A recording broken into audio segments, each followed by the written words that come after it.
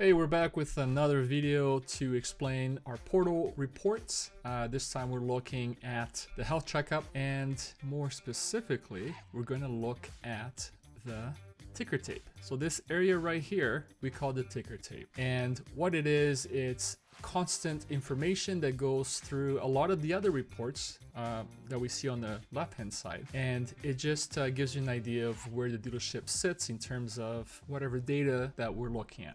Okay, now important to note that appointments set for this month, because you always know which month you're looking at because it'll highlight. Okay, if you went to last month, the last will turn red, and then watch, see the last will be red, and then this, and then it'll show you that last month and that kind of stuff. Okay, and it's kind of neat because last month as a whole, this dealership set 28% appointments, 29 sold, and they sold an overall 12% of all the leads. Okay, so that's important to know.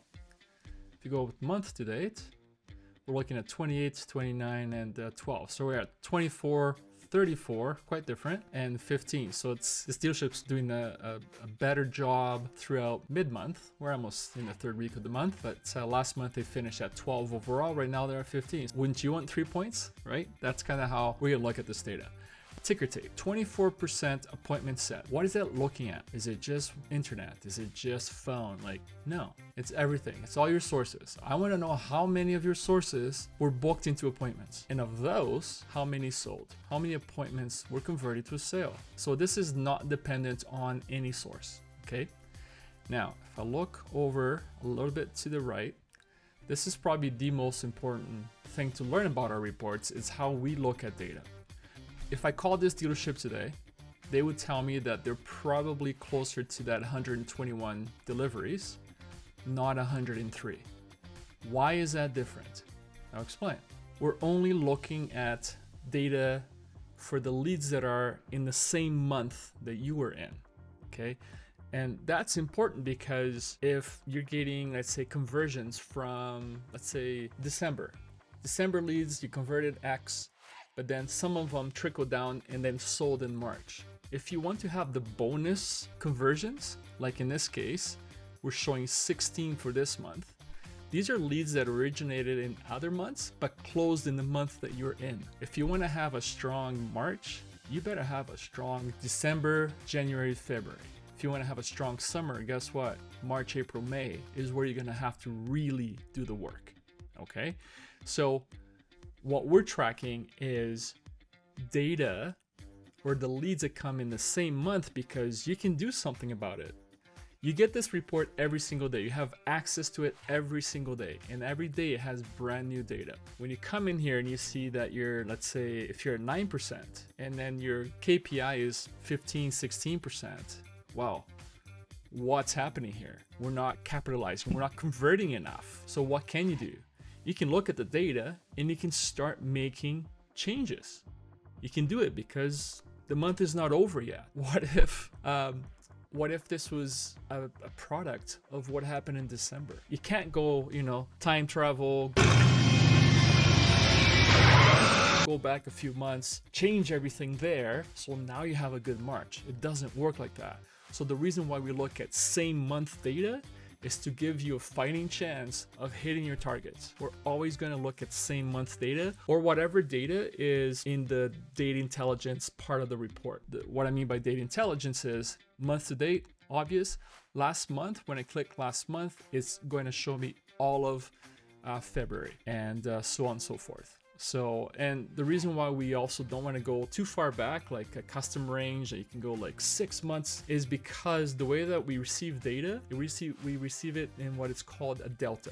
A delta means, let's say in December you have 100 leads that are unqualified as they came in, and through that month you contacted 50% of them. Now in January you capitalize a little bit more, you converted a little bit more to contacted. February a little bit more of those same December wins, because you're still supposed to be working them, right? If I change this report to December, it's not going to show me 50%. It's going to show me probably like 75, 80%, because as that data gets updated, it overwrites the previous data. So it's really not a really good way to, at least not in this report, report to kind of go back and see how you did, because any change you make today on your leads, it's going to affect when that lead came in. So that's why we only do this month and last month. Again, will it happen to last month? Absolutely. If there's a lead that from February that closed in March, and you contacted a few more leads in March than in February, it's going to inflate a little bit the numbers in February. But for certain metrics that on other report pages, it is nice to go back and forth and compare.